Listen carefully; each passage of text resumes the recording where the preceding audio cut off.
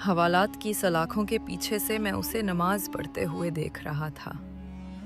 وہ کوئی 25-26 سال کا سندر نوجوان تھا جسے 2 دن پہلے ہی ہتیا کے معاملے میں یہاں لایا گیا تھا۔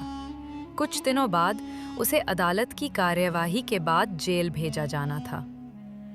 اس کے خلاف کیس کافی مضبوط تھا، اس لیے یہ مانا جا رہا تھا کہ 1-2 پیشیوں کے بعد ہی اسے پھانسی کی سزا سنا دی جائے گی۔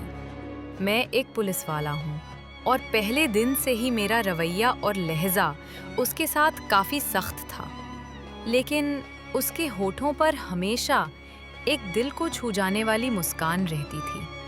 وہ ہمیشہ مجھے بڑا مان کر بہت ادب سے بہت ہی نرم لہجے میں بات کرتا تھا، اور میں جیسا کٹھور انسان صرف 2 دنوں میں ہی اس کے اچھے ویوہار کے سامنے ہار گیا تھا۔ اب وہ نماز ختم کرنے کے بعد دعا مانگ رہا تھا۔ میں اسے دیکھتا ہی رہ گیا۔ وہ اتنی تلینتا اور دل سے دعا مانگ رہا تھا جیسے جس سے وہ مانگ رہا ہے وہ اسی کے سامنے بیٹھا ہو۔ دعا کے بعد جب اس کی نظر مجھ پر پڑی تو اس کے ہونٹوں پر پھر وہی مسکان آ گئی۔ وہ اٹھ کر میرے پاس آیا اور ہمیشہ کی طرح میرا حال چال پوچھا۔ آج خلاف معمول میرا لہجہ کافی نرم تھا۔ باتوں کے دوران میں نے اس سے پوچھا، کیا واقعی تم نے ہتیا جیسا اپرادھ کیا ہے؟ کیونکہ تمہاری معصومیت سے تو ایسا نہیں لگتا کہ تم ایسا گھناؤنا جرم کر سکتے ہو۔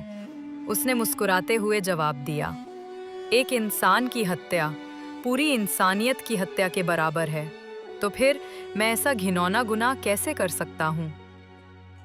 میں بولا، تو پھر؟ میں نے سوالیہ نگاہوں سے اس کی طرف دیکھا۔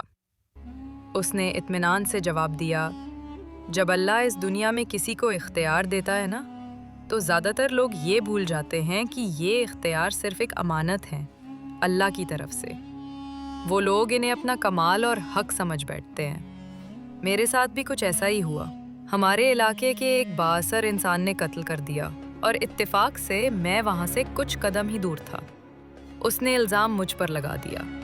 جھوٹے گواہ بھی تیار کر لیے گئے اور میں یہاں آ گیا۔ اس کی بات سن کر مجھے ایک عجیب سا دکھ ہوا۔ میں نے پوچھا، تو تمہارے گھر والوں نے کچھ نہیں کیا؟ اس نے جواب دیا، گھر والوں نے اپنی طرف سے کوشش کی، لیکن وہی بات ہے، اس سماج میں لوگ ڈر کے مارے اسی کا ساتھ دیتے ہیں جو طاقتور ہوتا ہے۔ پھر وہ پھر سے مسکرایا۔ مجھے اس کے اس سکون کو دیکھ کر حیرانی ہوئی۔ پھر میں نے پوچھا، کیا تمہیں ڈر نہیں لگتا کہ کچھ ہی دنوں میں تمہیں موت کی سزا سنا دی جائے گی؟ اس نے جواب دیا، انشاءاللہ مجھے کچھ نہیں ہوگا۔ میں نے اپنی عرضی اس کے آگے رکھ دی ہے جس کے سامنے بڑے سے بڑا بادشاہ بھی بیزار ہوتا ہے۔ اس نے پوری یقین کے ساتھ کہا۔ میں نے پھر سوالیہ نظروں سے اسے دیکھا۔ وہ بولا، میں اپنے اللہ کی بات کر رہا ہوں۔ اسے میری بے گناہی کا پورا علم ہے اور وہ مجھے کچھ نہیں ہونے دے گا۔ اس کے ہر لفظ سے محبت ٹپک رہی تھی۔ میں نے پوچھا، تمہیں یقین ہے کہ دعا سے کام ہو جائے گا؟ اگر نہیں ہوا تو؟ وہ بولا، جب اس سے مانگا جاتا ہے نا، تو پھر شک نہیں کیا جاتا کہ وہ قبول نہیں کرے گا۔ بس سب کچھ اس پر چھوڑ کر انتظار کیا جاتا ہے۔ اس کے لہجے میں صرف یقین ہی یقین تھا۔ میں تو بس اس کے چہرے کو تکتا ہی رہ گیا، کیونکہ اس سے پہلے اللہ پر اتنا یقین شاید ہی کسی میں دیکھا ہو۔ 3 دن اور گزر گئے۔ اس دوران اس کے گھر والے بھی اس سے ملنے آئے تھے۔ وہ اپنے ماں باپ کا اکلوتا بیٹا تھا۔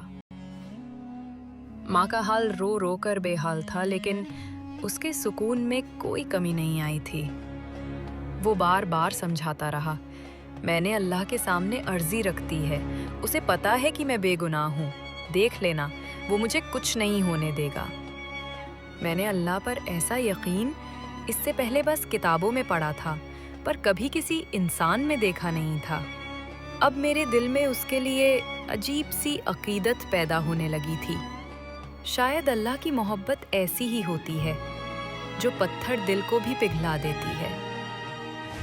اور پھر جس دن اسے عدالت میں پیش کیا جانا تھا، اس سے 1 دن پہلے ایک عجیب واقعہ پیش آیا۔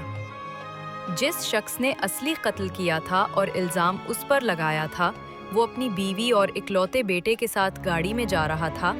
तभी एक खौफनाक हादसा हुआ। उसकी बीवी और बेटा मौके पर ही जान से हाथ धो बैठे और वो खुद शदीद ज़ख्मी हालत में अस्पताल ले जाया गया। कई घंटों बाद होश में आने पर उसे बताया गया कि उसकी बीवी और बेटा अब नहीं रहे। ये सुनकर उसकी हालत और भी बिगड़ गई। इस जानकनी के आलम में उसे कुछ याद आया। उसने पास खड़े डॉक्टर से बार बार कहा, प्लीज मेरी एक वीडियो बना दो। डॉक्टर पहले तो हिचकिचाया, लेकिन उसके बार बार कहने पर नर्स को इशारा किया कि वीडियो बना ले। वीडियो में उसने बड़ी मुश्किल से अपने जुर्म को कबूल किया और उस मासूम नौजवान को बेगुनाह बताया। उसने हाथ जोड़कर माफी मांगी, डॉक्टर से वादा लिया, ये वीडियो पुलिस स्टेशन तक जरूर पहुंचाना। मैं ये गुनाह साथ लेकर मरना नहीं चाहता। उधर वीडियो पुलिस स्टेशन पहुंची और इधर वो आदमी चल बसा। आज अदालत में उस नौजवान की पेशी थी। अदालत के सामने उसकी बेगुनाही का अटल सबूत मौजूद था, वीडियो की शक्ल में, और फिर उसे बाइज्जत बरी कर दिया गया। मैं अदालत के कमरे में खड़ा गुमसुम सा सोच रहा था कि अल्लाह जो उसके ऊपर सच्चा ईमान लाते हैं, उनकी ऐसे तरीके से भी मदद कर सकता है। उसकी हथकड़ियाँ खोल दी गई थीं, माँ रोते हुए उससे लिपट गई थी और पिता की आंखों में भी आंसू थे। आज उसकी आंखों में भी आंसू थे, शायद इसलिए कि अल्लाह ने उसे उन मुश्किल हालात में भी अकेला नहीं छोड़ा और उस तरह से उसकी मदद की जिसका किसी को अंदाज़ा तक नहीं था। मुझे याद है जब वो मुझसे मिलकर जाने लगा तो मैंने उससे कहा, कोई ऐसी बात बताकर जाओ जिसे मैं जिंदगी भर याद रख सकूं। उसने हल्की सी मुस्कान के साथ जवाब दिया, अल्लाह से बढ़कर कोई हमदर्द और दोस्त नहीं होता। जब भी कोई मुश्किल आए उससे मांगो और फिर यकीन रखो कि वो ज़रूर सुनेगा। वो कोई कल्पना नहीं बल्कि एक जिंदा हकीकत है। वो इस वक्त भी हमारे साथ है, शाह रग से भी करीब। वो हमें देखता रहता है कि मुश्किल में हमारा रुख क्या होगा, और जो उससे मांग कर शंका में नहीं पड़ते, अल्लाह भी उन्हें कभी अकेला नहीं छोड़ता। ऐसे तरीकों से उसकी मदद करता है कि दिमाग हैरान रह जाता है। वो अब वापस जा रहा था और मुझे ऐसा महसूस हो रहा था जैसे मैं आज ही मुसलमान बना हूँ, या जैसे मैंने आज अपना अल्लाह पाया है। जिंदगी में मुश्किलें और परीक्षाएं आती रहती हैं, लेकिन ईमान और सब्र से हर अंधेरा रोशनी में बदल सकता है। अल्लाह की रहमत और मदद हमेशा हमारे करीब है, बस हमें उस पर पूरा यकीन रखना है। ये कहानी हमें सिखाती है कि कभी हार नहीं माननी चाहिए, क्योंकि हर मुश्किल के बाद आसानी ज़रूर आती है। अगर आपको ये वीडियो पसंद आए तो कृपया हमारे चैनल को सब्सक्राइब करें, लाइक करें, अपने दोस्तों के साथ शेयर करें और नीचे कमेंट में अपनी राय ज़रूर दें। आपके सहयोग से ही हमें ऐसी और कहानियाँ आपके पास पहुँचाने का हौसला मिलता है। शुक्रिया।